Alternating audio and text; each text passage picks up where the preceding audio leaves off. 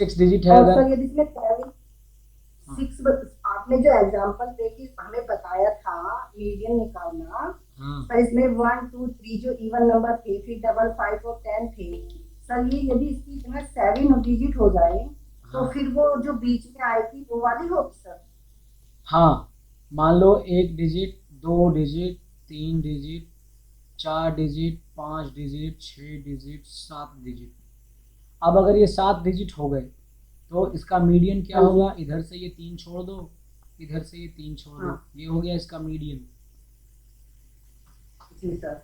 लेकिन यही अगर तो फिर तो सर हम्म, ये डायरेक्ट निकल जाएगा, ये निकालने की हाँ जरूरत नहीं है, फिर देख करके हाँ ऐसे ही निकालना है इसको, हाँ, बस जो भी बीच फॉर्मूला में आएगी। बिल्कुल डायरेक्ट निकल जाएगा, पर फॉर्मूला इसका याद रखना है आपको। क्या पता एक नंबर में सिर्फ फॉर्मूला ही दे दे, n+1/2। ये तो इवन नंबर का है सर। ऑड का है मैडम। n में पहले एक जोड़ना, अच्छा। यानी कि 7, 7 को 2 से भाग दोगे तो दशमलव में आएगा ना, इसीलिए पहले 7 में जी एक जी जी। जोड़ेंगे। ये हो जाएगा 8, 8/2 यानी कि 4, चौथा इधर से चौथा या इधर से चौथा, कहीं से भी। जी समझे? और जो इवन नंबर होता है उसमें पहले ही 2 से भाग दे देते हैं, n/2 +1। लेकिन याद रखना, ये जो मैं कह रहा हूँ, मान लो इवन में 6 है, 1 2 3 4 5 6, इवन में 6 डिजिट है। तो ये 6 डिजिट पे अगर आप कहोगे n/2 यानी कि 6/2, तो काट के आएगा 3 + 1 यानी कि 4, यानी कि 1 2 3 4, आगे से चौथा नंबर। पर ये छोटे बच्चों की किताब में ही सही रहता है। छोटे बच्चों की यानी कि 7वीं 8वीं ऐसे छोटे बच्चों की किताब में कहोगे तभी सही रहेगा। बड़े यानी कि हमारे आपके और कंपटीशन के लिए इवन नंबर अगर दिया है तो उसका मीडियन कैसे होगा? ये बीच के दोनों जो दिए हुए हैं, इन दोनों को जोड़िए और जोड़ के 2 से भाग दे दीजिए। समझे? तो जी सर। यहाँ बीच वाला निकल जाएगा, ये वाला। समझे? बीच वाला टॉपिक निकल जाएगा, वो होगा आपका मीडियन इवन नंबर का। ठीक है ना? क्लियर है? आगे देखिए। आपने सेंट्रल टेंडेंसी देख ली, मीन मोड मीडियन की। क्या देख लिया आपने? कल क्या बताया था? सेंट्रल टेंडेंसी में क्या क्या आता है? बोलो। इन mode median. MMM, mean mode median. और रेंज अलग होता है उससे। ठीक है। आज एक और छोटी चीज देख लो, छोटी छोटी चीज करके हम स्टैटिस्टिक्स के वो हिस्से पूरे कर लेंगे जो कि एग्जाम में आने की संभावना रखते हैं। एक इसमें टॉपिक, हाँ बोलो बोलो बोलो। सर इसको मेजर ऑफ वेरिएबिलिटी बोलेंगे। किसको? किसको?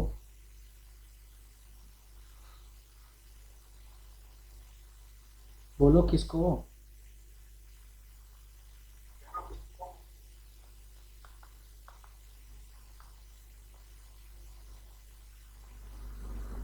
रेंज को?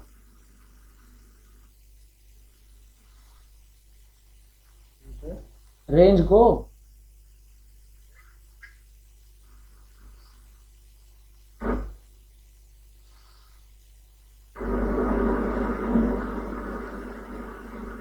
बंद रखो भाई माइक। क्या सर? माइक बंद रखो। कहाँ हो आप जो इतनी आवाज आ रही है? माइक बंद रखो। अरे मैं पढ़ाने के लिए पंखा बंद करके पढ़ाता हूँ, तो आप भी अगर माइक ओपन करो तो आवाज़ बंद रखो आसपास। वरना मुझे कोई दिक्कत नहीं है, रिकॉर्ड करके जो भेजूंगा वो कान में सर बिना पंखा बिना कूलर बिना एसी के पढ़ाते हो आप? हाँ। ऐसे देखो टपाटप पसीना चू रहा है, देखो सब भीग चुका है इतनी देर में। पता नहीं चल रहा होगा आपको टी शर्ट के कलर में। सर इतना क्यों जोड़ रहे हो आप? एसी वेसी से लगवा लो। नहीं, जोड़ने का मतलब नहीं है एसी। अब मान लो सिर्फ स्टडी रूम है ये जहाँ पढ़ा रहा हूँ, वहाँ भी एसी ठोक दूँ, और जहाँ मैं मेरा अपना मतलब बेडरूम है उसमें भी एसी लगा लूँ। अब एक ही फ्लोर पे 4-4 एसी अगर आप लगा लेते हैं और चारों एसी एक साथ चलते हैं तो वो वो ओवरलोड भी दिखाता है ना मैडम। आपको सब कुछ सोचना होता है बिना बात के। आप मैं मान लो 4 किलोवाट का मैंने बिजली का वो ले रखा है कनेक्शन, और 2 एसी अगर एक साथ चल जाएं तो 4 किलोवाट ऊपर पहुंचा देते हैं। और तो ऐसा नहीं है, लगा हुआ है पर बेडरूम में लगा हुआ है, मेरे बेडरूम में, मेरे भाई के बेडरूम में लगा हुआ है। पर स्टडी पढ़ाई पढ़ाई पढ़ाई के लिए तो विद्यार्थी नाम पंचलक्षणम ही काम करता है। और मैं पहले भी आपको बता चुका हूँ, का स्वान निद्रा काक चेष्टा बकु ध्यानम अल्पाहारी च गृह त्यागी विद्यार्थी नाम पंचलक्षणम। कुत्ते जैसी नींद, कौवे जैसी कोशिश, बगुले जैसा ध्यान, बहुत थोड़ा खाने वाला और घर बार से दूर रहने वाला, यही विद्यार्थी के 5 लक्षण हैं। और जो इन 5 लक्षण को फॉलो करता है, वही विद्यार्थी सफल है। जिसने कमाई के साथ पढ़ाई देखी उसके सफलता के चांसेस घट गए। जिसने गृह सुख के साथ पढ़ाई देखी उसके सफलता के चांस घट गए। जिसने भरपूर खाया उसके सफलता के चांस घट गए, क्योंकि बहुत ज़्यादा खाओगे तो जब मेटाबॉलिज्म शुरू होगा ना, ब्रेक डाउन होगा, तो या तो वो एक्सरसाइज मांगेगा या भरपूर नींद। जिसकी चेष्टा कम हो गई, बार बार कोशिश करने की आदत कम हो गई, उसका गया। और जिसका ध्यान नहीं लगता, एक जगह एकाग्रता नहीं होती, उसका गया। इसीलिए विद्यार्थी नाम पंचलक्षणम ये है।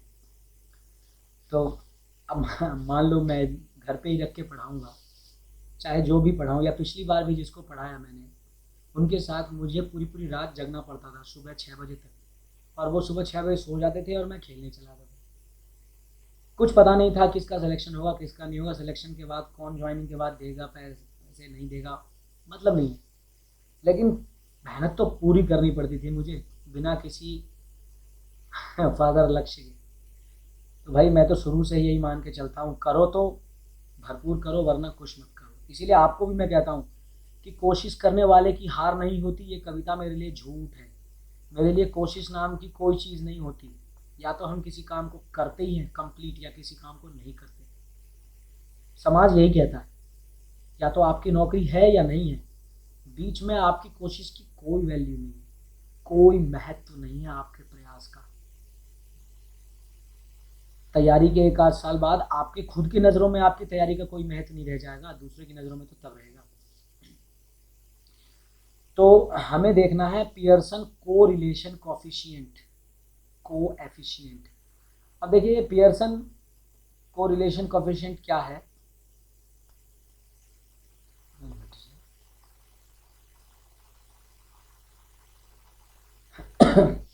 पियर्सन कोरिलेशन कोएफिशिएंट को आप हिंदी में कह सकते हैं सहसंबंध। किसी 2 चीजों के बीच आपस में कैसा संबंध है, ये पता चलता है पियर्सन कोरिलेशन कोएफिशिएंट से। इसको हम पियर्सन आर टेस्ट भी कहते हैं। अब ये कैसे निकालते हैं न्यूमेरिकल पे पूरा, वो हमें नहीं देखना कंपटीशन के लिए, समझे। आपको बस ध्यान रखना है कि पियर्सन कोरिलेशन कोएफिशिएंट कहाँ यूज होता है, इसकी क्या वैल्यू है, समझे। तो ये किस किस चीज़ों के लिए, ये वेरिएंस यानी कि वेरिएबल्स के बीच रिलेशनशिप की स्ट्रेंथ निकालता है। वेरिएबल्स के बीच रिलेशनशिप की स्ट्रेंथ पता करने के लिए होता है ये पियर्सन कोरिलेशन कोएफिशिएंट। जो पियर्सन कोरिलेशन कोएफिशिएंट होता है, इसकी वैल्यू -1.0 से लेकर +1.0 तक होती है। क्या? -1.0 से लेकर +1.0 तक होती है। और -1.0 का मतलब क्या है? इसका मतलब है कि वेरिएबल्स में नेगेटिव रिलेशन है। -1.0 का मतलब है इनका आपस में नेगेटिव संबंध है। नेगेटिव संबंध का मतलब है कि इनका बुरा संबंध है आपस में, ऐसे समझ के चलो आप। और एक बढ़ता है तो दूसरा घटता है। हाँ, और ज़ीरो, अगर आपका कोफिशिएंट ज़ीरो है, कोरिलेशन ज़ीरो है, तो इसका मतलब है कि यहाँ पर ज़ीरो संबंध है, मतलब ना अच्छे का संबंध है ना बुरे का संबंध है। और प्लस 1.0 का रिलेशन है अगर, तो इसका मतलब है कि यहाँ पर पॉजिटिव संबंध है। अब नेगेटिव संबंध का मतलब है कि मैं आपको उदाहरण दे सकता हूँ, ये जो पियर्सन कोरिलेशन है, ये आप साइकोलॉजी में ट्रांसफ़र ऑफ ट्रेनिंग पढ़ेंगे, वहाँ पर आप देख सकते हैं। जब शोध किए जाते हैं तब ये देखा जाता है कि ट्रेनिंग का ट्रांसफ़र जो होता है वो पॉजिटिव रिलेशन दे रहा है या ज़ीरो दे रहा है या नेगेटिव दे रहा है, समझे। यही चीज़ वहाँ उठ के जाती है, जब शोध करते हैं तो पता करते हैं। जैसे कि अगर कोई फुटबॉल का खिलाड़ी है और वो फुटबॉल का खिलाड़ी फुटबॉल छोड़ करके बैडमिंटन खेलना शुरू कर दे, तो जो भी कुछ उसने फुटबॉल में सीखा है, वो बैडमिंटन में काम नहीं आएगा, ना अच्छे के लिए ना बुरे के लिए। यानी कि फुटबॉल का खिलाड़ी अगर बैडमिंटन पे चला जाए तो इसकी ट्रेनिंग का जो ट्रांसफ़र है ये ज़ीरो कोरिलेशन दे रहा है। लेकिन यही अगर अब ध्यान देंगे, यही अगर बैडमिंटन का खिलाड़ी टेनिस खेलने लगे या टेबल टेनिस खेलने लगे, या टेबल टेनिस का खिलाड़ी लॉन टेनिस खेलने लगे, या टेबल टेनिस का खिलाड़ी बैडमिंटन खेलने लगे, तो इनमें आपस में नेगेटिव कोरिलेशन आएगा। यानी कि बैडमिंटन के स्ट्रोक मारने के तरीके अलग होते हैं। वो अगर आप मतलब रेगुलर जिसने 10 साल बैडमिंटन खेला वो टेनिस पे उतरेगा तो उसके जो स्ट्रोक मारने का तरीका है वो टेनिस में आएगा, जिसके कारण उसके स्ट्रोक खराब होंगे, इंजरी भी हो सकती है, टेनिस भारी रहता है। हाँ, टेबल टेनिस में आएगा तो भी क्या होगा, उसके स्ट्रोक खराब होंगे, गलत मारेगा, सीखने में टाइम लगेगा। बैडमिंटन की ट्रेनिंग नेगेटिव इफेक्ट दे रही होगी टेबल टेनिस की ट्रेनिंग पे, ये नेगेटिव कोरिलेशन है। और अगर पॉजिटिव कोरिलेशन की बात करें तो अगर कोई वॉलीबॉल का खिलाड़ी है और वो स्विच करके बास्केटबॉल पे आ जाता है, तो वॉलीबॉल में सीखी हुई स्किल्स बास्केटबॉल की जब ट्रेनिंग करेगा, तो जैसे कोई कहता है ना कूद के ब्लॉक करते हैं, है ना, या स्मैश मारते हैं, उस कंडीशन में ब्लॉक तो करते हैं ना, पूरा वर्टिकल जंप लेते हैं, तो वहाँ की सीखी हुई ट्रेनिंग बास्केटबॉल में आपको ट्रेनिंग करते समय पॉजिटिव कोरिलेशन देगी। एथलेटिक्स में इसके सवाल बनाए जा सकते हैं। अगर आप लॉन्ग जंप करते हैं, लॉन्ग जंप की स्किल टोटली डिफरेंट होती है हाई जंप पे। लॉन्ग जंप कूदने वालों का नेगेटिव ट्रांसफर देगा, याद रखना, नेगेटिव कोरिलेशन देगा हाई जंप पे, क्योंकि अगर आप लॉन्ग जंप के तरीके से कूदेंगे हाई जंप, तो आप अपना जंप बेहतरीन परफॉर्मेंस नहीं दे पाएंगे। समझ रहे हो? लॉन्ग जंप का मेन टारगेट क्या होता है बताइए?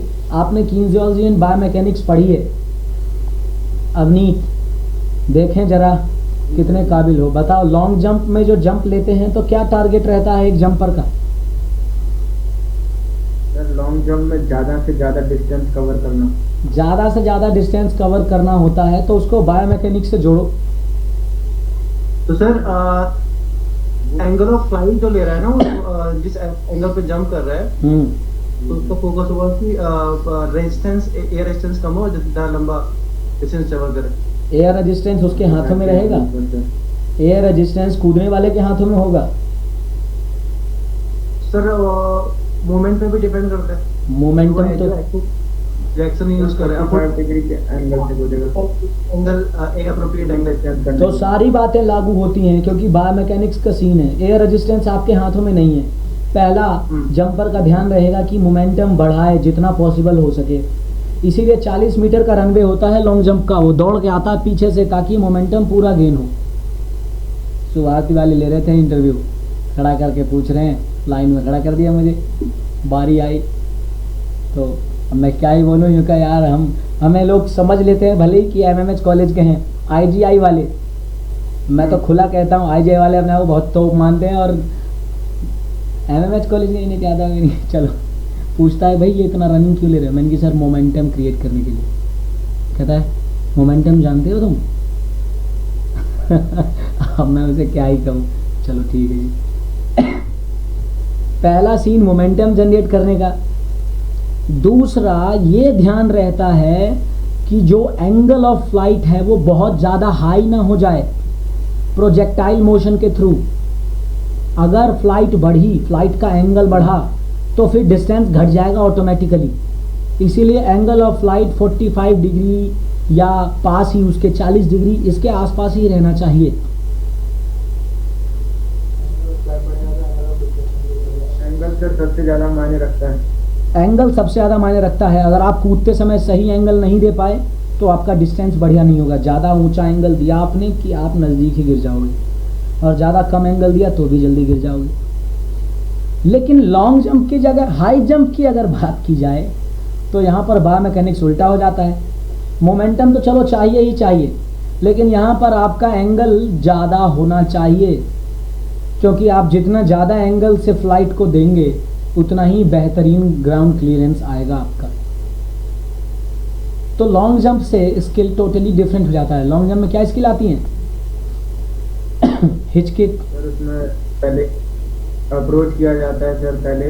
हाँ सर, टेक्निक्स की बात करें तो सर हाँ। 4 टेक्निक्स आती हैं उसमें। 4 कौन कौन सी भाई? हिच किक हो गया और साइकिलिंग हो गई। सर हिस्ट्री साइकिलिंग हो गई सर, जिसे हम सीजर भी कहते हैं, और एक पॉसी फ्लॉप भी कहते हैं। पॉसी फ्लॉप ओ वॉसबरी फ्लॉप हाई जंप में आता है लल्ला। सर हाई जंप की, हाँ सर वो हाई जंप में पोस्टरी। चलो कोई नहीं, तो टोटली डिफरेंट हो जाता है। तो यहाँ मैं यही कहूँगा कि लॉन्ग जंप की टेक्निक हाई जंप में आएगी तो नेगेटिव कोरिलेशन शो करेगी। ये भी DSSB का पूछा हुआ क्वेश्चन है। अच्छा अगर हैमर थ्रो आया और हैमर थ्रो शॉर्ट पुट पे आया तो बताइए पॉजिटिव कोरिलेशन देगा या नेगेटिव या जीरो?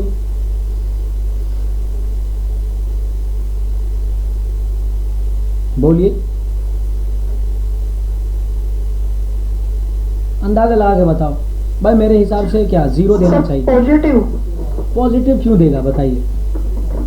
अगर कोई कहता है जीरो तो जीरो क्यों देगा, पॉजिटिव तो पॉजिटिव क्यों देगा, नेगेटिव तो नेगेटिव क्यों देगा? अपनी बात को तर्क से भी तो रखिए। बताइए पॉजिटिव क्यों देगा भाई? हैमर थ्रो में वो लेके घूमते हैं, सेंट्रीपिटल और सेंट्रीफ्यूगल फोर्स जनरेट करते हैं ताकि मोमेंटम बने, और मोमेंटम बने और तब जाके वो छोड़ पाएं। लेकिन शॉर्ट पुट पे तो ऐसा नहीं होता। ज़्यादा पीछे घूम के आगे की तरफ फेंक देते हैं, या आगे ही रहते हैं और ऐसे करके फेंक देते हैं सीधा। शॉर्ट पुट का बायोमैकेनिक्स ही डिफरेंट होता है। शॉर्ट पुट में आप हाथों का जोर नहीं लगा रहे, आप पूरे पेक्टोरलिस का और पैरों का पूरा, जितने बेहतरीन पैर जमा रखे हैं आपने, शॉर्ट पुट का बायोमैकेनिक्स अलग हो जाता है। हैमर का बायोमैकेनिक्स डिफरेंट हो जाता है। गोला हाथ में लेके पूरा घूमते हैं, मोमेंटम जनरेट करते हैं। जितना ज़्यादा घूम के मोमेंटम जनरेट कर देंगे आप, उतनी ही दूर बॉल निकल जाएगी, मतलब हैमर निकल जाएगा। आप अपनी पेक्टोरलिस की ताकत लगाओगे, हाथ की लगाओगे, लैटिसिमस डॉर्सी की लगाओगे, पैरों की लगाओगे, सब लगाओगे। हाँ, डिस्कस थ्रो और हैमर थ्रो में पॉजिटिव कोरिलेशन आ सकता है ना? डिस्कस में और हैमर में पॉजिटिव आ सकता है। क्यों नहीं आ सकता? बोलो, अरे बोलते क्यों नहीं जल्दी जब पूछूं तो? सामने दे सर आ सकता है सर, क्योंकि डिस्कस में भी लास्ट में एक दो राउंड कर पूरा घूम जाते हैं। लास्ट में क्या है, शुरू में ही घूमते हैं भैया। डिस्कस में नहीं, तो बिल्कुल फेंकने वाली लास्ट उस पे। हाँ वो तो पहले। अच्छा आप ये कह रहे हो कि पहले वो ऐसे ऐसे हाथ करते हैं, हाँ ठीक हाँ, तो है। लास्ट का तो एक लास्ट का नहीं, हैमर वो में तो पूरा राउंड ही राउंड से ही होता है। पूरा राउंड राउंड से होता है, क्योंकि हैमर लंबी जंजीर के साथ है। हैमर को घूमोगे नहीं तो वो हवा में कहाँ से आएगा। डिस्कस इतना सा है, सेंटर ऑफ ग्रेविटी उसकी इतनी है कि आपके हथेली में आ गया, तो आपको घुमाने की जरूरत नहीं, आप हाथ ऐसे ऐसे करके भी अपना दिखा देते। लेकिन डिस्कस थ्रो भी करने से पहले ऐसा नहीं है कि कोई सिर्फ ऐसे हाथ करके फेंक दे तो डिस्कस दूर चली जाएगी, मतलब ही नहीं ज़्यादा दूर जाने का। वहाँ भी घूम के मोमेंटम इसलिए जनरेट करते हैं कि जितना ज़्यादा आप घूम जाओगे सेंट्रीपिटल और सेंट्रीफ्यूगल फोर्स का मैटर बढ़ जाएगा, और जैसे ही फ्यूगल ज़्यादा होगा पिटल के हटते ही बस बॉल बाहर निकल के दूर जाएगी। समझे? तो डिस्कस मतलब बॉल बार बार मुंह में आ रहा है, डिस्कस दूर जाएगी, तो वहाँ पर पॉजिटिव कोरिलेशन आएगा। और मेरे हिसाब से हैमर में और शॉर्टपुट में ज़ीरो कोरिलेशन आना चाहिए, क्योंकि इन दोनों की टेक्निक्स का कोई मेल जोल नहीं है। सर सच बताओ ना, आपने बोला हैमर और शॉर्टपुट, हाँ। और जब आपने अभी डिस्कस बोला ना, मैं तब से यही सोच रही थी कि डिस्कस और हैमर। हाँ, तो डिस्कस और हैमर में पॉजिटिव आएगा मैडम, मैं डिस्कस और हैमर ही तो हाँ, पूछ रहा हूँ। आपने पहले पूछा था हैमर और शॉर्टपुट, हाँ। लेकिन मैं शॉर्टपुट ना सुन के डिस्कस सुन रही थी। अब आपने ये वर्ड यूज किया तो अब मुझे पता चला मैं गलत सुन रही थी पहले। अच्छा चलो मुझे ये बता दो कि लॉन्ग जंप में और पोल वॉल्ट में पॉजिटिव कोरिलेशन आएगा या नेगेटिव या जीरो? पोल वॉल्ट में सर जीरो, क्योंकि उनके टेक्निक्स का कोई मतलब नहीं बिल्कुल है। बहुत डिफरेंट है। पर हाई जंप में और पोल वॉल्ट में कोई पॉजिटिव आएगा या नहीं आएगा? और इसमें शायद आएगा। हाई जंप और पोल वॉल्ट में Positive। पॉजिटिव आएगा, क्योंकि हाँ। हाई जंप में जिस तरीके से आप शरीर उतारते हैं कमर को बचाते हुए, वही टेक्निक आपको पोल सर वॉल्ट में लॉन्ग जंप के साथ ट्रिपल जंप होगा फिर। लॉन्ग जंप के साथ ट्रिपल जंप Positive। आएगा। हाँ, पॉजिटिव टेक्निक। हाँ,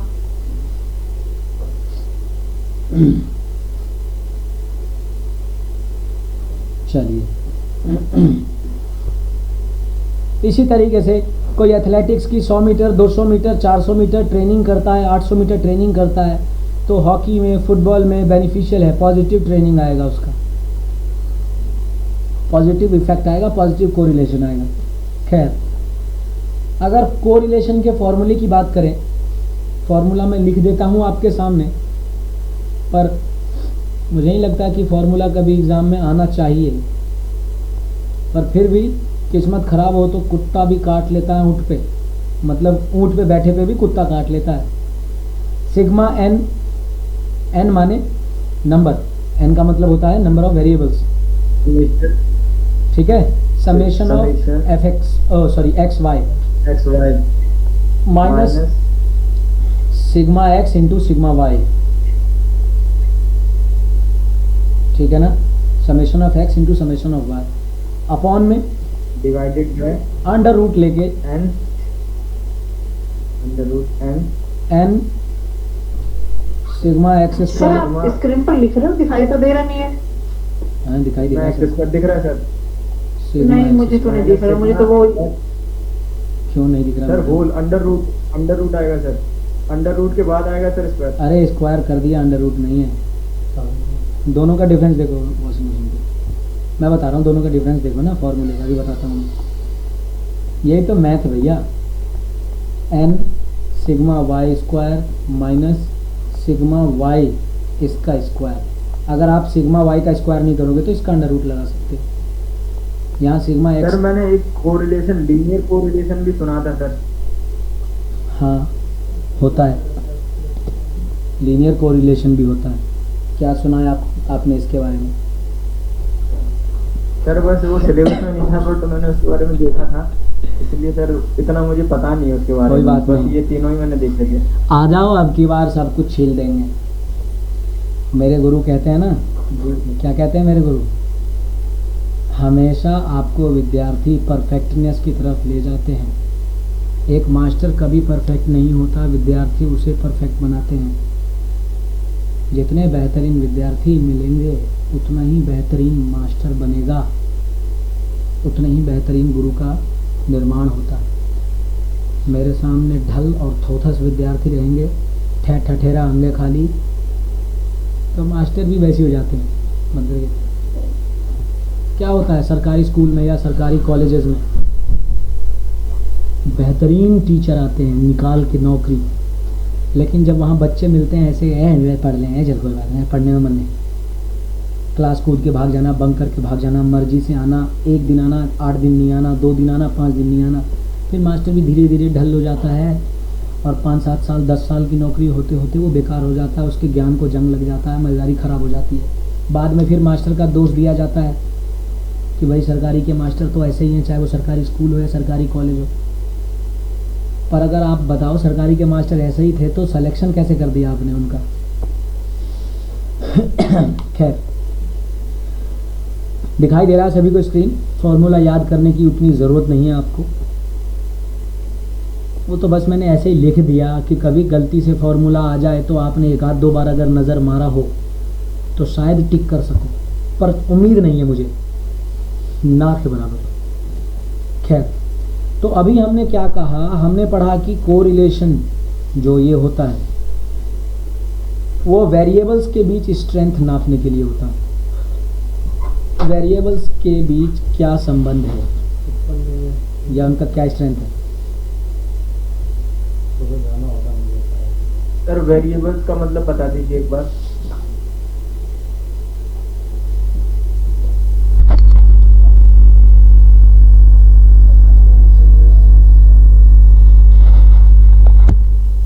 वेरिएबल्स और कांस्टेंट ये 2 शब्द होते हैं। कांस्टेंट का मतलब वो जिसका मान नहीं बदलता, जैसे कि 1 2 3 4 ये गिनती जो है, और वेरिएबल्स का मतलब वो जिसका मान समय समय पर बदलता है, जैसे ABCD से लेके XYZ कुछ भी लिख लो, ये वेरिएबल्स होते हैं। हर एक सैंपल के लिए अलग वेरिएबल आ जाता है। जब भी आप रिसर्च करोगे, टेस्ट करोगे, तो कहीं से सैंपल उठाओगे, कहीं 10 का उठाए, कहीं 20 का, कहीं 50 का, अलग होता है, वेरिएबल अलग होता है, उनकी वैल्यू लगाती है, दैट इज़ वेरिएबल, जो वेरी कर सकें, समझे। तो वेरिएबल भी डेटा आइटम होता है। और जिस तरीके से आपने पढ़ा डेटा के टाइप्स, डेटा के टाइप पढ़े ना, कल मैंने आपको बताया डेटा 2 टाइप के, न्यूमेरिकल और क्या, क्वालिटेटिव। हाँ, न्यूमेरिकल को दूसरा नाम क्या दिया था हमने, क्वांटिटेटिव, और कैटेगरियल को दूसरा नाम, हाँ, कैटेगरियल को दूसरा नाम क्या दिया था, क्वालिटेटिव। तो सर इसे हम ना मैट्रिक नॉन मैट्रिक भी कहते हैं सर। हाँ, कह सकते हो आप मैट्रिक नॉन मैट्रिक। भाई ये तो हमने बचपन में पढ़ा है, 4वीं 5वीं में, नाउन प्रोनाउन जब पढ़ते हैं उस टाइम पढ़ते हैं मैट्रिक और नॉन मैट्रिक। गणनीय, गिनने योग्य, और अगणनीय जिसे नहीं गिना जा सकता। नॉन मैट्रिक आइटम जिसे गिना नहीं जा सकता, और मैट्रिक आइटम जिसे गिना जा सकता है। खैर, तो जिस तरीके से आपने डेटा के टाइप पढ़े, अब देखो यही बात है, नॉलेज जो पहले से आपने थोड़ी थोड़ी इकट्ठा की, यही काम आता है पेपर निकालने में। अब मैट्रिक नॉन मैट्रिक करके एग्ज़ाम में आ जाता तो हो सकता है आप में से कोई ये कहता कि सर ने तो बताया ही नहीं था हमें, ये एग्ज़ाम में आ गया। ऐसे भी मुझे 1-आधा विद्यार्थी मिले हैं। लेकिन भाई वही तो बात है, अब कितनी पॉसिबिलिटीज़ बताई जाएं, कुछ पॉसिबिलिटीज़ समाज से, दिमाग से इकट्ठा करनी पड़ती हैं।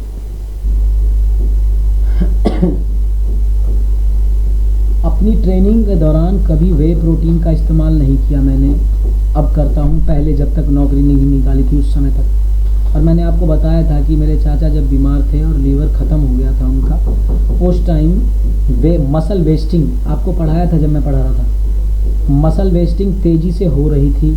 तो मसल वेस्टिंग रोकने के लिए क्या किया जा सकता है, उस टाइम मैंने ग्लूटामाइन के बारे में शोध पढ़े, इंडियन रिसर्च, फॉरेनर्स के रिसर्च, एक्सटर्नल रिसर्च, हर संभव रिसर्च, और यही जाना कि जल्दी प्रेफर नहीं करते डॉक्टर, ग्लूटामाइन प्रेफर नहीं करते, देंगे नहीं डॉक्टर, क्यों देंगे आपको ग्लूटामाइन का सोर्स, वो तो दवाइयाँ लिखेंगे, दवाइयाँ, पैसा वैसे। लेकिन ग्लूटामाइन का ये था 2 ग्राम ग्लूटामाइन 200% तक ग्रोथ बढ़ा देता है और मसल वेस्टिंग को रोकने में मदद करता है। और मेरी उस भर्ती में एक क्वेश्चन आया था कि जब सुबह सुबह उठ करके ट्रेनिंग नहीं, एक तो यह था कि सुबह सुबह उठ के ट्रेनिंग करते तो सबसे पहले क्या खर्च होता है, तो आंसर था ग्लाइकोजन। और ये था कि बॉडी बिल्डर कार्बोहाइड्रेट। ग्लाइकोजन जी सर, वो कार्बोहाइड्रेट ही न, कार्बोहाइड्रेट को अगर आपने ऑप्शन में देखा और ग्लाइकोजन भी देखा तो आप कार्ब नहीं लगाएंगे, ग्लाइकोजन लगाएंगे। कार्बोहाइड्रेट का तो सिंपल ब्रोकन फॉर्म है सर, कार्बोहाइड्रेट नहीं बोलेंगे, आगे से कभी मत बोलना। जी सर, वो ग्लूकोज में ग्लूकोज बन जाता है, फिर ग्लूकोज बन के ग्लाइकोजन बन के स्टोर हो जाता है। हाँ, तो आप आगे से एक फिजिकल एजुकेशन के तैयार बंदे की तरह आप ये मत कहोगे कि जी कार्बोहाइड्रेट। कार्बोहाइड्रेट तो उनके लिए है जो नौसिखिए हैं, जो नई नई ट्रेनिंग में आए हैं, जिनको कार्बोहाइड्रेट, प्रोटीन और फैट के अलावा उनके दूसरे नाम नहीं पता। हमें नाम पता है amino acid, essential amino acid, non essential amino acid, समझे। हमें नाम पता है आइसोल्यूसिन, ल्यूसिन, वैलिन, हमें नाम पता है सिट्रुलिन, हमें नाम पता है एल आर्जिनिन, एल वैसोप्रेसिन, हमें नाम पता है L citrulline, L tartaric acid. तो ऐसे नाम प्रयोग करेंगे, ग्लूकोजन, ग्लाइकोजन, ग्लूकोज। खैर, तो वहीं पर ये जाना, वो क्वेश्चन आया था DSSB में कि बॉडी बिल्डर्स और वेट लिफ्टर्स, एथलीट्स अपने मसल वेस्टिंग को रोकने के लिए किसका प्रयोग करते हैं। ऑप्शन में था ग्लूटामाइन। आंख बंद करके धैर्य से लगा के निकल गया। तो कुछ नॉलेज समाज से भी लो, कितनी बार बताऊं, हर 2 महीने 1.5 महीने में बताना पड़ता है। वेरिएबल्स की बात कर रहा हूं मैं। वेरिएबल्स के भी वही टाइप होते हैं जो टाइप आपके डेटा के होते हैं, समझे। यानी कि वेरिएबल्स भी न्यूमेरिकल ये या क्वांटिटेटिव और कैटेगरियल या क्वालिटेटिव होते हैं। वेरिएबल्स भी डिस्क्रीट, और वो जो टाइप आपने डेटा के पढ़े वही सेम टाइप आपके वेरिएबल्स के होंगे, समझे। Discrete sir scale of variables कहते हैं ना सर, वो आगे आएगा। स्केल ऑफ नॉमिनल स्केल, वो सब रेशियो स्केल, वो आगे आएगा। अभी स्केल भी पढ़ाई दूंगा स्केल भी पढ़ाई दूंगा। बोलो, स्केल ऑफ वेरिएबल या स्केल ऑफ मेजरमेंट आप कह सकते हो।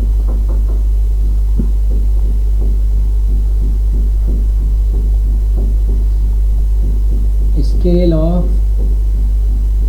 वेरिएबल्स या स्केल ऑफ मेजरमेंट।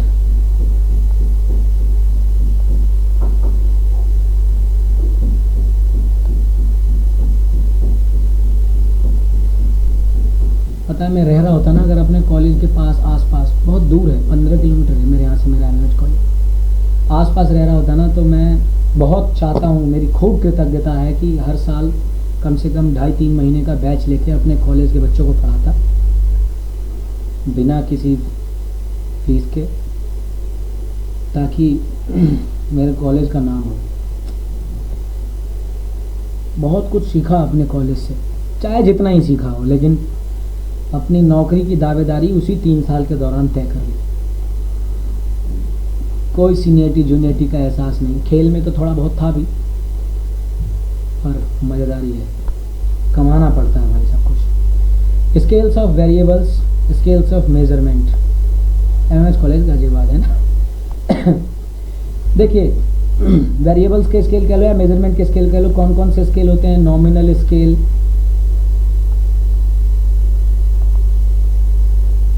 यही कह रहे थे ना अवनीत सिंह। ऑर्डिनल सर 4 होती है, नॉमिनल, ऑर्डिनल और सर इंटरवल, डिस्क्रीट। मैं बोल रहा हूँ सर, इंटरवल और रेशियो। जी सर, नॉमिनल, ऑर्डिनल, इंटरवल और रेशियो, ये 4 स्केल होते हैं, ठीक है ना।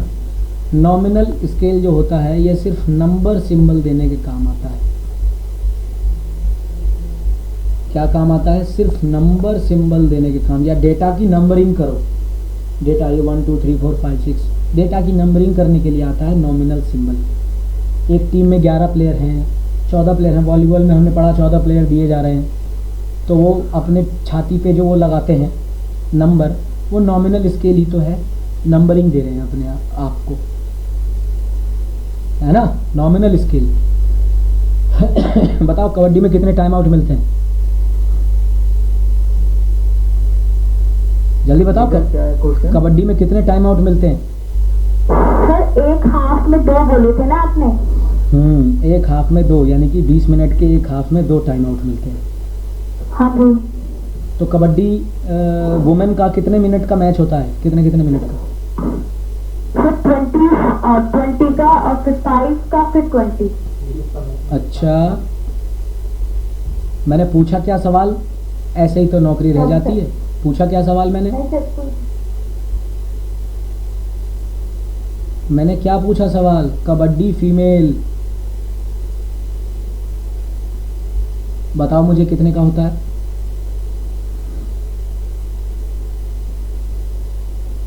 बोलो अवनीत। सर मैंने देखा नहीं वो वाला वीडियो।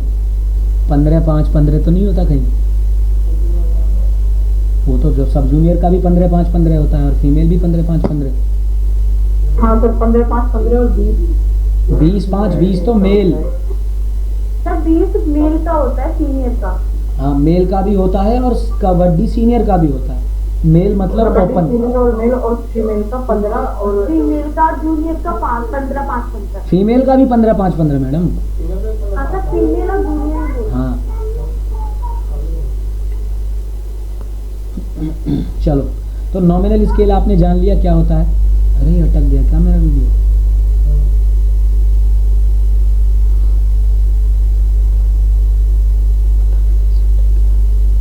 चलो आ जाएगा, ठीक है ना। तो नॉमिनल स्केल आपको पता चल गया नंबरिंग के लिए होता है। ऑर्डिनल स्केल जो होता है वो ऑर्डर में सजाने के लिए होता है।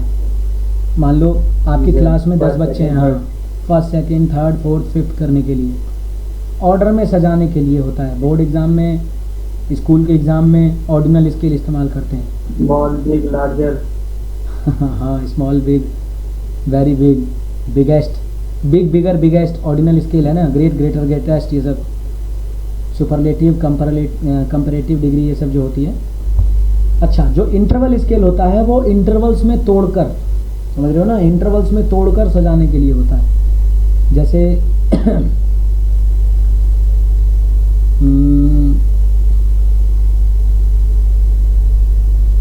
आप ये मान लो, जैसे आपके पास एक बड़ा डेटा है, आपके पास, मान लो, चलो गिनती में ही बताता हूँ मैं। गिनती 1 से 1000 हो, कंटिन्यूअस सीरीज में जैसे नंबर लेते हैं सर। हाँ, जैसे 1 से 1000 तक आपके पास डेटा है, मान लो 5 से फिर 10, फिर 10 से 15। हाँ, ऐसे ही। जैसे मान लो आपके पास 1 से 1000 तक डेटा है, तो आप 1 से लेके 1000 तक उसको गिनती से लिख के सजाओगे तो नीचे तक लाइन बहुत लंबी हो जाएगी, समझे। लेकिन वही उस डेटा को इंटरवल में तोड़ लेंगे, 1 से 10 तक, 10 से 20 तक, 20 से 30 तक, या फिर और बड़ा इंटरवल तोड़ लो, 1 से 50 तक, 50 से 100 तक, 100 से 150 तक, 150 से 200 तक। फिर आप लिख सकते हो कि 1 से 50 तक के बच्चे, रोल नंबर 1 से 50 तक के बच्चे, उनकी हाइट औसत इतनी, 50 से 100 तक के बच्चे, उनकी औसत इतनी। या आप ऐसा कह सकते हो कि आपकी क्लास में 1000 बच्चे हैं, उन्होंने टेस्ट दिया और नंबर आए उनके, तो आप नंबरिंग के लिए आप इंटरवल स्केल बना लो। कि नहीं, रोल नंबर पे तो नहीं बनाओगे, आप नंबरिंग से बना सकते हो कि 1000 बच्चों का 500 नंबर का टेस्ट था, तो 50 नंबर तक ऐसे बच्चे जिनके 50 तक नंबर आए हैं वो 20 हैं, या वो 30 हैं, या 40 हैं, जैसे भी है। तो आप ऐसे लिख सकते हो कि 1 से 50 तक नंबर लाने वाले बच्चे 20, 50 से 100 तक लाने वाले 40, 100 से 150 तक लाने वाले 10, 150 से 200 तक लाने वाले 100, 200 से 250 तक लाने वाले 50, 250 से 300 तक लाने वाले और 70-80, जैसे भी डाल दो। तो आप इंटरवल में तोड़ करके डाल सकते हैं। लेकिन याद रखो, अगर डेटा में 0 डिफरेंस हो तो इंटरवल स्केल काम नहीं करेगा, समझे। डेटा में 0 डिफरेंस हो, यानी कि 1 से लेकर के 1000 तक के बच्चे हैं और सभी बच्चों के नंबर 50, हाँ, सभी बच्चों के नंबर 50 ही आए।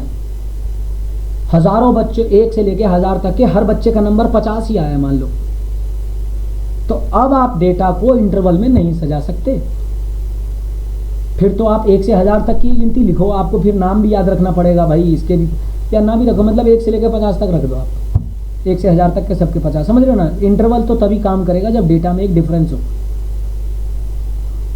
ठीक है ना, डेटा में डिफरेंस हो। अच्छा, और रेशियो स्केल क्या है? रेशियो स्केल थोड़ा थोड़ा इंटरवल जैसा ही होता है, पर इसमें डिफरेंस क्या होता है कि ये रेशियो नापने के लिए प्रयोग किया जाता है, मतलब रेशियो बताता है, और रेशियो जो है वो ज़्यादा एग्जैक्ट होता है। मतलब जहाँ पर कंपैरिजन इंटरवल स्केल नहीं कर सकता, आप इंटरवल से ही तो आपने कंपेयर किया कि भाई 20 नंबर लाने वाले कितने बच्चे, नहीं मतलब 50 तक नंबर लाने वाले कितने बच्चे, 20 बच्चे, 100 तक नंबर लाने वाले कितने बच्चे, 30 बच्चे, 200 तक नंबर लाने वाले कितने बच्चे, 50 बच्चे। तो आपने वहाँ पर अंतर कर दिया इन बच्चों के बीच में कि ये बच्चे भैया 50 नंबर लाने वाले हैं, ये बच्चे 100 नंबर लाने वाले हैं, ये बच्चे 200 नंबर लाने वाले हैं, अंतर कर दिया। लेकिन जहाँ पर इंटरवल स्केल से काम नहीं हो रहा, वहाँ रेशियो स्केल से काम होता है, समझे। जैसे मान लो अरुण का वज़न 90 किलो और वरुण का वज़न 45 किलो, दो ही हैं, मैं तो उदाहरण दे रहा हूँ, दो ही हैं, मान लो 2 की जगह 5 या 7 या 10 भी होते ऐसे, और इसी हिसाब से दिया होता, तुलना करने को कहा जाता। तो आप कैसे कह देते कि अरुण का वेट 90 और वरुण का 45, तो अरुण वरुण से दुगना है, ये रेशियो हो गया, रेशियो स्केल। इस तरीके से सेट कर सकते हैं। जैसे आप अलजेब्रा में देखते होगे ना, क्वेश्चन आता है कि उसके 2 गुने से 3 गुना, उससे 5 ज़्यादा, प्लस उसके 3 गुने से 2 गुना, उसमें 4 ज़्यादा करके, और टोटल मिला के ऐसे है, होता है ना। बोलो, क्वेश्चन किया ना अलजेब्रा में इस तरीके के।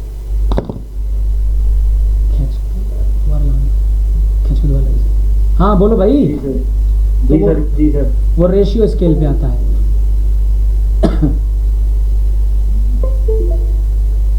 ठीक है ना। दबा दे।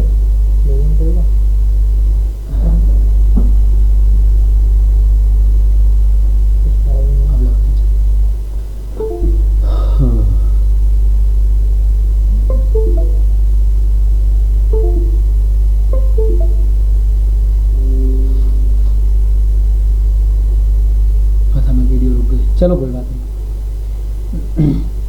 इतनी बात समझ में आ गई? आ गई ना? Yes sir. चलो एक दो और चीज़ें आती हैं, जैसे कि मुझे अभी भी याद है DSSC में क्वेश्चन आया था। एक चीज़ होती है स्टैंडर्ड डेविएशन। तो डेविएशन का मतलब होता है विचलन, विचलन डिफरेंस। ना विचलन, विचलन का मतलब होता है कितना हट गया, कितना दूर हट गया। स्टैंडर्ड डेविएशन हमेशा मीन से निकाला जाता है, MEAN, मीन।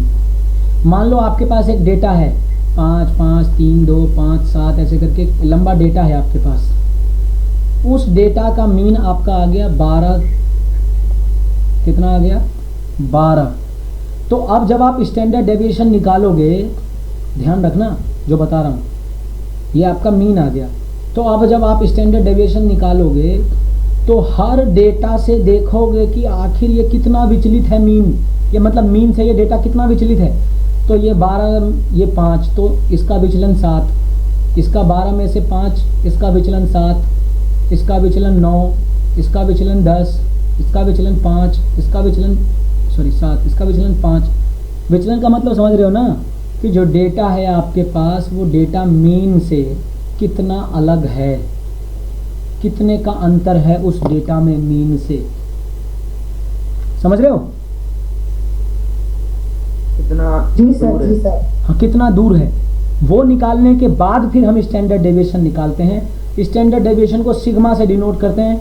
सोचो 1 नंबर का क्वेश्चन आया था, सीधा सीधा पूछ दिया था इनमें से स्टैंडर्ड डेविएशन किसे कहते हैं, और 4 सिंबल थे, सिग्मा, समेशन, ईटा, जीटा करके ऐसे 4 सिंबल थे, आपको सिग्मा पे लगाना था इस पे। या फिर वो क्वेश्चन में दे सकते हैं कि स्टैंडर्ड डेविएशन ब्रैकेट डाल के ऐसे, या वेरिएंस डाल के। बहुत आसान ही आता है, सिर्फ कंसेप्ट समझने की बात है। जब आप मेरे पढ़ाए हुए कंसेप्ट को समझ लोगे, उसके बाद जब आप तरह तरह के क्वेश्चंस करोगे, भाई मैं चाहता हूं कि आप मेरा सारा कंसेप्ट तैयार कर लो। वो सारे कंसेप्ट तैयार करने के बाद जब आप सारे अवेलेबल TGT के, PGT के, राजस्थान के जो अवेलेबल पेपर्स होते हैं कर लो, मॉक टेस्ट पेपर वगैरह वगैरह कर लो, और जब आप आसान चीज़ों को 3-3, 4-4 बार दोहरा जाओ ना, तो फिर मुश्किल पकड़ो, फिर नेट वेट के पेपर भी उठाओ और उसमें अपने लेवल से संबंधित कुछ क्वेश्चन करो। क्योंकि मैं आप लोगों को वैसे मैं टाइम टू टाइम बताता रहूँगा, पर स्टैटिस्टिक्स के लिए कुछ नेट वेट के पेपर उठा लूँगा मैं भी पुराने, उसमें देखूँगा क्या क्या आ रहा है, स्टैटिस्टिक्स से संबंधित क्या क्या प्रश्न आ रहे हैं, फिर उनसे और कुछ सीख सीख के पढ़ के फिर मैं आपको बता दूँगा, कोई बुराई नहीं इसमें, ठीक है ना। भाई मुझे टॉपिक चाहिए, पढ़ तो मैं लूँगा ही, मैं मास्टर हूँ, मैं टीचर हूँ, भले ही मैं साइंस का टीचर हूँ, पर कॉमर्स वगैरह A to Z मुझे पैसा दो और जो पढ़ना है पढ़ लो, पैसा दो, किताब दो मुझे कि सर मुझे ये समझना है, समझाने की गारंटी नहीं। ऐसा ही तो मास्टर डेवलप होते हैं। खैर, स्टैंडर्ड डेविएशन, ये जो विचलन हमने कहा है, मतलब कि टोटल करने के बाद और 5 का जो 5 और अरे निकालना नहीं सिखाया मैडम आपको, डिफरेंस आया है, निकालना नहीं सिखाया, निकाला है। अरे निकालना नहीं सिखाया आपको मैंने बताया कि विचलन का मतलब होता है एक डेटा का जो मीन आएगा, उस मीन से डेटा का हर वेरिएबल कितना अलग है, उसको विचलन बोलते हैं, उसको विचलन कहते हैं। क्वार्टाइल डेविएशन में भी मीन से निकालते हैं ना, मीन से ही निकालते हैं, सब मीन पे ही घूमता है, सब कुछ मीन पे ही घूमता है, मोड भी, मीडियन भी, सब कुछ। अब निकालते हैं ना। अभी क्या कह रहा हूं मैं, जो स्टैंडर्ड डेविएशन की बात कर रहा हूं मैं, स्टैंडर्ड डेविएशन ये रहा सामने जो मैं लिख रहा हूं, सिग्मा, ये इसको भी सिग्मा बोलते हैं, इसको भी सिग्मा बोलते हैं, याद रखना, पर ये सिग्मा समेशन वाला, जोड़ वाला, ये स्टैंडर्ड डेविएशन वाला। अब जब स्टैंडर्ड डेविएशन निकालेंगे, मैंने सिर्फ डेविएशन बताया, मैंने कहा डेविएशन का मतलब है मीन से डेटा कितना दूर है, लेकिन जब आप स्टैंडर्ड डेविएशन निकालोगे, लेकिन जब आप मानक विचलन निकालोगे, जब आप मानक विचलन निकालोगे तब फॉर्मूला होता है under root sigma of x minus X पे बार का स्क्वायर बटे n। ये है आपका स्टैंडर्ड डेविएशन। अब देखो यहां पर ये x क्या है, ये x क्या है जानते हो, ये x है, ये वेरिएबल 5, 5, 3, 2, 5, 7, ये सब x है, और x पे बार क्या है जानते हो, x पे बार है मीन। आपको किसी किताब में ये x पे बार की जगह u पे बार लिखा हुआ मिल सकता है, v पे बार। भाई वेरिएबल का मतलब ABCD की जगह कुछ भी डाल दो आप, पर बार लगा हुआ है, इसका मतलब ये है मीन, और ये है सिंपल, ये वेरिएबल सारे, बटे n माने टोटल नंबर। देखो वैसे तो मुझे सिखाना नहीं है, पर आप लोगों की हरकतें देख करके मैं बता देता हूँ थोड़ा बहुत। अगर ये निकालना हुआ तो मैं कैसे निकालूंगा, ये रहा मेरा मीन में से x घटाना, यानी कि 5 माइनस 12, ये आ गया -7, ठीक है, प्लस समेशन कर रहा हूँ ना, जोड़ रहा हूँ सबको, फिर 5 माइनस 12, ये आ गया फिर से -7, फिर 3 माइनस 12, यह आ गया -9, फिर ऐसे ही 2 माइनस 12, यह आ गया -10। इस तरीके से सब का निकाल के जोड़ जाड़ के जो आएगा उसका स्क्वायर करूंगा, बटे टोटल नंबर ऑफ टर्म 1, 2, 3, 4, 5, 6, 7 जितने भी आएंगे, 8, 9, 10 जो भी होंगे वो नीचे रख के भाग दे दूंगा, ये मेरा स्टैंडर्ड डेविएशन आ जाएगा। समझ में आई बात? ये मैंने आपको सिंपल वाला बताया, लेकिन यही अगर ग्रुप डेटा होता, जहाँ XI होता, जहाँ FI होता, समझ रहे हो ना, 0 से 10, 10 से 20, 20 से 30, ऐसे जहाँ इंटरवल स्केल होता, वहाँ पर फिर FI भी निकालते, फिर XI FI भी निकालते, फिर वहाँ पर ये डेविएशन निकालते, U मतलब डेविएशन, ये मतलब U का मतलब वही मीन, x माइनस मीन। फिर वहाँ पर स्टैंडर्ड डेविएशन सॉल्व करके आपका फाइनल फार्मूला लगा के सॉल्व करके बनता, मतलब UIFI, XIFI के बाद UIFI। देखो वो सब चीज़ बड़ी चीज़ है, मैं आपको बीपीएड एमपीएड के पेपर के लिए मैं बता रहा हूँ कि स्टैटिस्टिक्स में आपको बीपीएड एमपीएड के पेपर के लिए नहीं करा रहा, आपको सॉल्व करना नहीं सीखना यहाँ पर, रिटन एग्ज़ाम नहीं देना है वो आपको वो देना है 1 नंबर वाला ऑब्जेक्टिव। वहाँ पर जो पूछा जाएगा, वहाँ क्या पूछा जाएगा, स्टैंडर्ड डेविएशन क्या होता है। तो स्टैंडर्ड डेविएशन का मतलब है जो आपका मीन है उससे वेरिएबल कितनी दूर है, समझे, वेरिएबल एंड मीन के बीच डिफरेंस, ये आपका होता है डेविएशन। क्या होता है ये, डेविएशन। और स्टैंडर्ड डेविएशन क्या होता है, फॉर्मूला वही बताया मैंने, sigma is equal to under root करके जो बताया। अच्छा, अब एक और टर्म आता है वेरिएंस।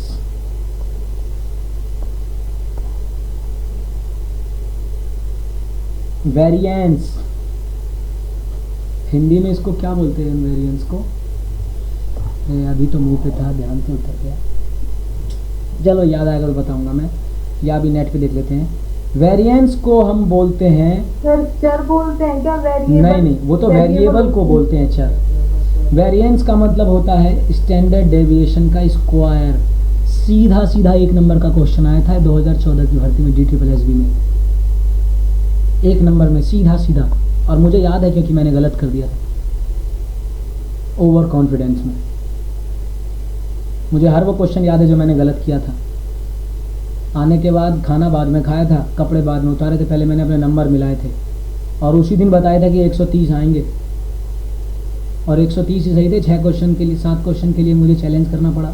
7,000 रुपये भी लगाए, 8,000 रुपये लगाए थे, ना पैसा वापिस आए ना नंबर। खैर, आपको पता है कितनी मक्कारी करती DSSB। सोचो कि 2014 की भर्ती के बाद 2017 की भर्ती में बढ़े हुए नंबर कईयों को दिखे, मतलब बढ़े हुए नंबर कह रहा हूँ, वो पैसे रिफंड वाली बात की चर्चा उठ रही थी 5-5, 6-6 साल बाद, फिर भी वो नहीं आया। खैर, तो ये याद रखना, वेरिएंस होता है सिग्मा का स्क्वायर, यानी कि किसका स्क्वायर, बोलो किसका स्क्वायर, स्टैंडर्ड डेविएशन का स्क्वायर, स्टैंडर्ड डेविएशन का स्क्वायर। तो आपको पता है इसका फॉर्मूला क्या होगा, ये जो फॉर्मूला आपने ऊपर देखा, ये जो रूट वाला फॉर्मूला देखा आपने, इसी फॉर्मूले में रूट हटा दो, ये हो गया इसका फॉर्मूला। यानी कि इधर सिग्मा का स्क्वायर कर दो और इधर से रूट हटा दो, ये हो गया इसका फॉर्मूला वेरिएंस का, समझे। तो वही वेरिएंस जब पढ़ते हैं तो वहाँ पर 2-3 शब्द आते हैं जिनके फुल फॉर्म आने की संभावना है, एनोवा, एनकोवा, मैनकोवा। इनके साथ साथ इनकी बातें भी पूछी जा सकती हैं, पर बातें मैंने बहुत ज़्यादा डिटेल में खुद ही नहीं पढ़ी। एनोवा होता है analysis of covariance, sorry variance, analysis of variance, ये होता है एनालिसिस ऑफ कोवेरिएंस। और ये होता है मल्टीवेरिएट एनालिसिस, एम का मतलब होता है मल्टीवेरिएट, और बाकी सब सेम, एनालिसिस ऑफ कोवेरिएंस। इनके फुल फॉर्म पता होने चाहिए। चलिए, और बाकी चीज़ें फिर हम अगली क्लास में देखेंगे, ठीक है ना।